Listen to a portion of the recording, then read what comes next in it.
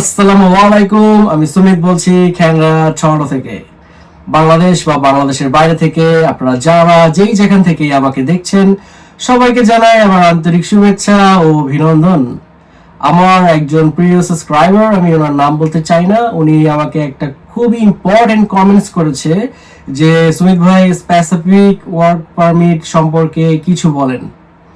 আমি মনে করি এটা শুধু ওনারই কোশ্চেন না, এটা অনেক মানুষের মনের মধ্যে এই প্রশ্নটা যে আসলে স্পেসিফিক যে ওয়ার্ক পারমিটটা এটা আসলে কি এবং কিভাবে এটাতে অ্যাপ্লাই করে কানাডাতে এসে এত বড় একটা দেশের মধ্যে এসে আপনি জব করবেন এবং অর্থ উপার্জন করতে পারবেন। সো আমার ভিডিওটা আপনারা ধৈর্য ধরে পুরোটা দেখবেন, আমি কিভাবে অ্যাপ্লাই করা যায়, কি করা যায়, জিনিসটা আসলে কি, সম্পূর্ণ কিছুই আপনাদের সাথে আমি ডিসকাস করব। সো এট ফার্স্ট আমি বলতে চাই যে যারা আমার চ্যানেলে নতুন অথবা পুরাতন এখনো পর্যন্ত সাবস্ক্রাইব করেননি, আমার চ্যানেলটা সাবস্ক্রাইব করে দেন, দেন নোটিফিকেশন যে বেলটা সেটাও ক্লিক করে দিন যেন আমি ইন ফিউচার কোনো ভিডিও দিলে সবার আগে আপনার কাছে পৌঁছে যায়।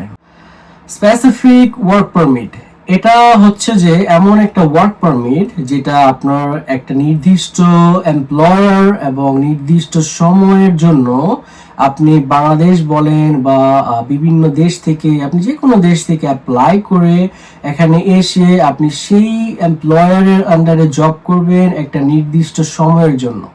এখন আপনাকে এই এমপ্লয়ারটা খুঁজে বের করতে হবে। তার জন্য অনেক ওয়েবসাইট আছে, অনেক জব সাইট আছে, ইনডিড বলতে পারেন বা আপনার জব ব্যাংক বলতে পারেন বা আরো অনেক আপনার ওয়েবসাইট আছে কানাডাতে যে জবের যে ভ্যাকেন্সিগুলো, সেগুলো আপনি যদি খুঁজে বের করতে পারেন যে এরকম আপনাকে হায়ার করবে একটা নির্দিষ্ট সময়ের জন্য। সো এটা হচ্ছে যে প্রথম ধাপ। এখন আপনি যদি খুঁজে পেয়ে যান, খুঁজে পাওয়ার পরে সে আপনাকে একটা জব অফার দিবে।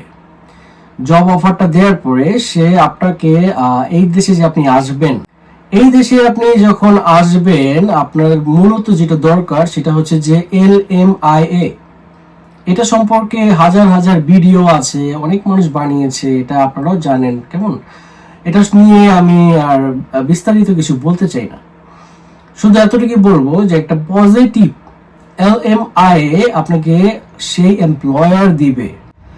সেখানে লেখা থাকবে আপনার পুরো নাম, আপনার কন্ট্যাক্ট, সেই কোম্পানির কন্ট্যাক্ট, আপনার ডেট অফ বার্থ, আপনার সমস্ত ডিটেলস, আপনাকে কত ঘন্টা কাজ করাবে, আপনি এখানে যে আসবেন, কত বছর কাজ করবেন, সমস্ত কিছু থাকবে। সেটা যখন সে বের করে ফেলবে, সেটা বের হতে 3 থেকে 4 মাস সময় লাগে। সেটা যখন সে বের করে ফেলবে সেটার এক কপি এবং আপনার জব অফারের এক কপি আপনাকে দিবে সেই এমপ্লয়ার। আপনি কোনো লয়ার ধরতে পারেন বা কোনো এজেন্সির কাছে যদি আপনি যান, তারা আপনার যে এই যে আপনার যে কপিটা, সেটা আপনার পাসপোর্ট, হ্যাঁ, আপনাকে মেডিকেল দিতে হবে, আপফ্রন্ট মেডিকেল। কেমন, বাংলাদেশে গুলশানে একটা মেডিকেল আছে, আমি নাম বলবো না, আমি ওখান থেকে করেছিলাম। সো আপনার এই পুলিশ ক্লিয়ারেন্স, আপনার ব্যাকগ্রাউন্ডে আপনি কোনো ক্রিমিনাল কিনা, হ্যাঁ, সমস্ত কিছু আপনার যে গভর্নমেন্ট অফ ক্যানাডা যে পোর্টাল আছে, ওয়েবসাইট আছে, সেখানে আপনাকে এটা সাবমিট করতে হবে। আপনার এই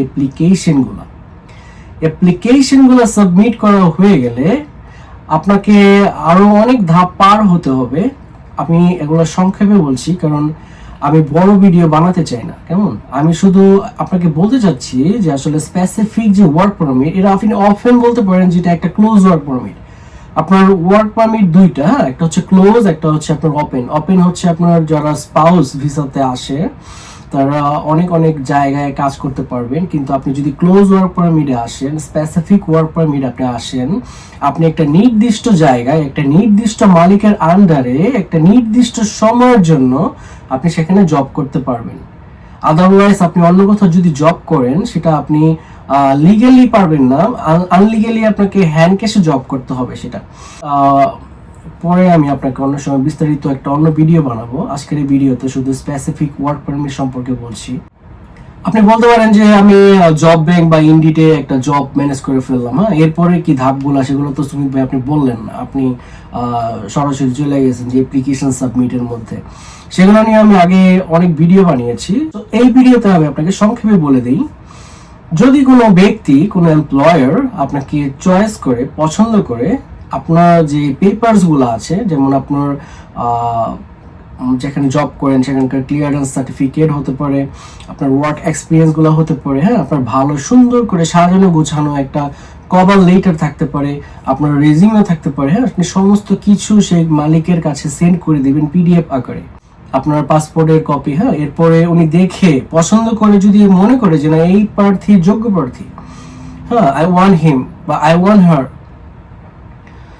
দেন আপনাকে সে ভিডিও কল দিবে। ভিডিও কল দিলে আপনি তার সাথে কথা বলবেন, সে আপনাকে ইন্টারভিউ নেবে অ্যাজ আ ফ্রেন্ডলি, হ্যাঁ। এটা কোনো একদম কোনো জটিল বা কঠিন কোনো বিষয় না, এটা খুবই সুন্দর করে সাজিয়ে গুছিয়ে আপনি কথা বলবেন, হ্যাঁ, মার্জিত ভাষায় কথা বলবেন, সুন্দর করে ইংলিশ আপনি বলবেন। আপনার কিন্তু এটা ধরে রাখতে হবে যে আপনি যদি ক্লোজ ওয়ার্ক পারমিট বা স্পেসিফিক ওয়ার্ক পারমিটে আপনি কানাডাতে আসেন, আপনাকে আইএলটিএস দিতে হবে হবে হবে। যদি কোনো লয়ার বা কোনো এজেন্সি বা কোনো এজেন্ট আপনাকে বলে যে উইদাউট আপনার আইএলটিএস কাজ হয়ে যাবে বা মাইনরিটি আছে এত টাকা লাগবে, হ্যাঁ, আপনি আপনি ভাই বিশ্বাস করবেন না, দয়া করে প্লিজ।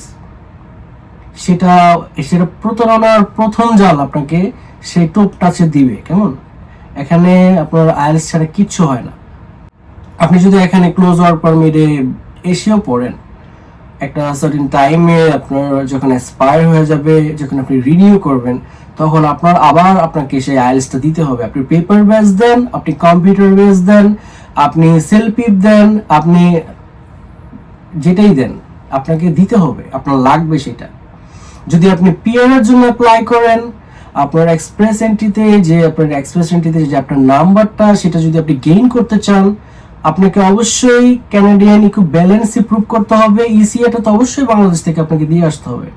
সেটা যদি এক্সপায়ার হয়ে যায়, আপনি ওয়েস থেকে যদি করে থাকেন, ওয়েস এর সাথে যোগাযোগ করে সেটা আপনি আবার রিনিউ করে নেবেন, কেমন। আপনার আইএলটিএস লাগবে, ইসিএ লাগবে, আপনার পুলিশ ক্লিয়ারেন্স লাগবে, আপনার মেডিকেল লাগবে, আপনার যদি ইনকাম ট্যাক্স দেন ইনকাম ট্যাক্সের পেপারস গুলা লাগবে, আপনার আপনার সমস্ত পেপারস, আপনার সার্টিফিকেট গুলা যদি দরকার হয় এফিডেভিট করতে হয় সেগুলো করে নেবেন, কেমন। সমস্ত কিছু আপনার সুন্দর করে সাজিয়ে গুছিয়ে আপনি যখন ইন্টারভিউ দিবেন, তারা যদি চয়েস করে আপনাকে, তারা বলবে যে আপনার পেপারস গুলা পাঠান। পেপারস গুলো পাঠানো হয়ে গেলে তারা বলবে আপনার এলএমআই এর জন্য আমরা অ্যাপ্লাই করছি। যখন হয়ে যাবে আমরা আপনাকে আমাদের পক্ষ থেকে জব অফার লেটার এবং এলএমআই আপনাকে 1 কপি করে পাঠিয়ে দেব।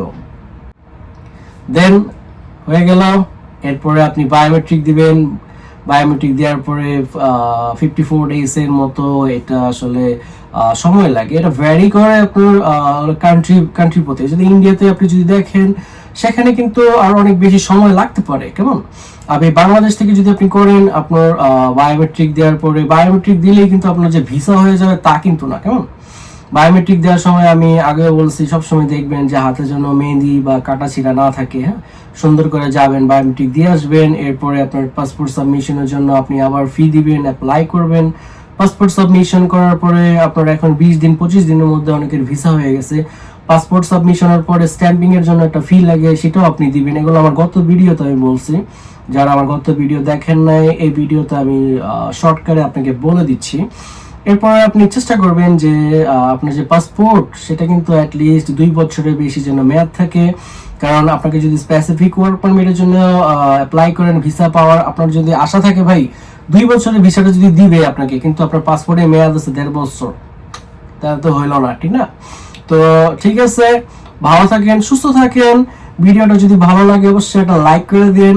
দেখা হবে পরের ভিডিওতে। Thank you, thanks for watching my video. Tata, bye by.